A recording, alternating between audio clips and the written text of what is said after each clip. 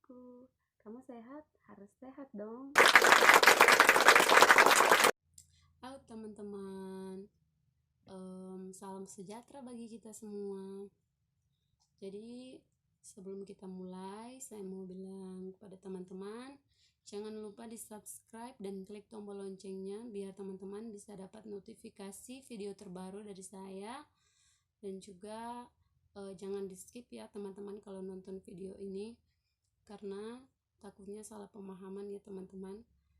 Semoga juga video ini bermanfaat bagi teman-teman ya. Kita mulai dari awal. Saya kena GERD atau asam lambung berlebih ya teman-teman. Awal itu tahun 2017, tanggal 20 bulan Juli teman-teman. Jadi saya paginya masih beraktivitas seperti biasa, melakukan kegiatan saya sehari-hari.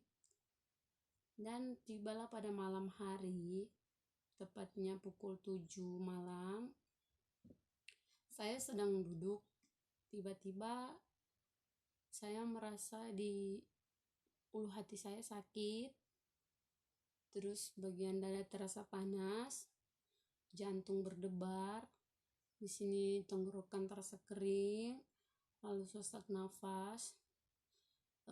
Saya kaget waktu itu, kenapa saya udah nggak bisa nafas gitu, padahal masih bernafas, cuma hanya perasaan saya saja mungkin, atau entah apalah itu. Tapi saya rasa sudah tidak bisa bernafas ya teman-teman.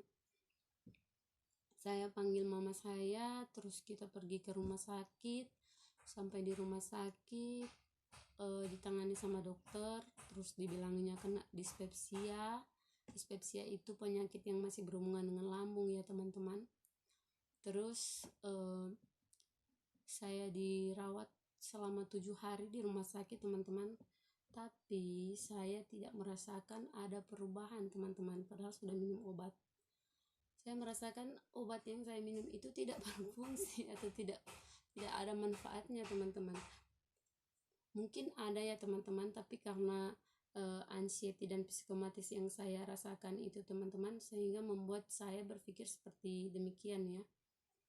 Terus saya minta pulang, lalu dokter bilang sebenarnya belum boleh pulang, tapi saya maksa, jadi kami pulang.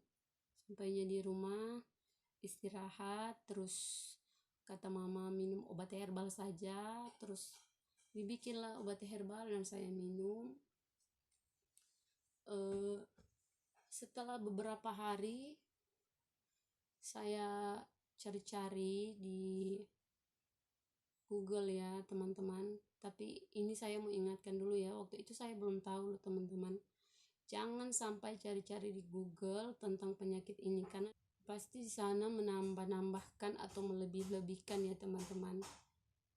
Ada artikel-artikel yang mengatakan kalau asam lambung bisa menyebabkan kematian, asam lambung bisa menyebabkan kebocoran di lambung, atau esofagus, kena kanker esofagus. Jadi teman-teman jangan dicari ya yang seperti itu teman-teman, karena itu bisa meningkatkan anxiety dan psikomatis kita, semakin menambah lebih menjadi-jadi ya teman-teman.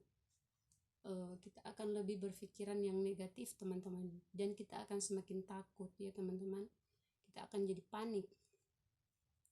Jadi seperti itu ya teman-teman, jangan sampai dicari di Google.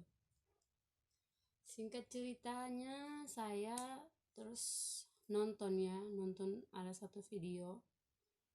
Di situ ada salah satu mentor, meskipun saya tidak bertanya langsung kepada dia, saya hanya menonton seperti yang teman-teman lakukan saat ini. Terus saya ikuti apa yang dikatakan mentor tersebut. Kita harus olahraga, kita harus minum obat herbal, kita harus melakukan latihan pernapasan diafragma, terus kita harus pantang dalam makanan, terus masih banyak ya teman-teman. Jadi saya ikuti dari awal sampai akhir, dan akhirnya sehingga pada kurang lebih setahun saya mengikuti semua itu dan juga minum obat herbal, dan satu juga tidak lupa berdoa kepada Tuhan. Jadi saya bisa memperoleh kesembuhan, meskipun kesembuhan itu belum yang sembuh-sembuh total atau permanen, masih sering kambuh dalam 1-2 bulan, bisa 2 atau 3 kali kambuh, teman-teman. Jadi tidak apa-apa ya, kita harus menikmati rasa sakit itu dengan rasa syukur kepada Tuhan. Terus teman-teman, kalau kita kambuh, ingat teman-teman ya, kita harus tetap tenang, jangan takut atau panik. Lakukan pernapasan diafragma seperti ini ya. Pernapasannya saya ajarkan ya. Tarik dari, masukkan ke hidung, kembungkan perut, buang ya teman-teman, seperti itu sampai semampunya teman-teman saja ya, jangan sampai kelamaan nanti capek sendiri ya teman-teman. Asam lambung, kalau yang kena asam lambung itu nggak boleh capek teman-teman ya. Terus saya waktu sakit itu, sebelum sakit saya beratnya 78 kilo. Nanti saya tunjukkan di sini. Turun jadi 45 kilo ya teman-teman, sangat drastis turunnya.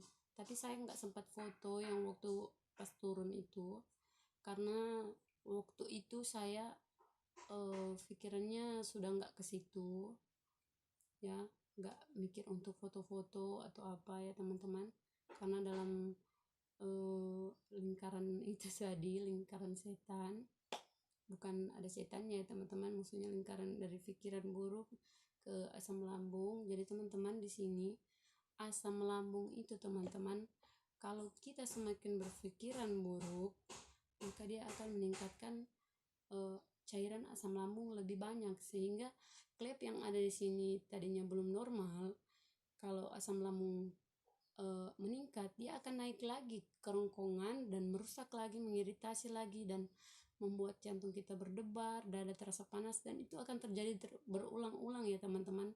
Jadi itu lingkaran, yang namanya lingkaran setan itu ya teman-teman, bukan ada setannya. Jadi teman-teman, saya sempat loh teman-teman dibilang diguna-guna sama orang, mungkin ada yang nggak suka terus diguna-guna, padahal tidak ya teman-teman. Ini memang penyakit real, memang penyakit ya teman-teman, asam lambung, GERD. Jadi teman-teman, kalau pikiran kita positif, pasti asam lambung tidak akan meningkat ya teman-teman, dan kita tidak akan kambuh teman-teman. Jadi seperti itu ya. Kalaupun kambuh, mungkin kita salah makan atau karena dingin, teman-teman, kalau malam itu kita harus pakai kaos kaki. Dulu saya dari pagi sampai malam tetap pakai kaos kaki ya teman-teman. Teman-teman, saran saya kalau malam hari kita harus pakai kaos kaki dan juga pakaian yang tebal biar nggak dingin, karena lambung kalau kena dingin pasti kambuh.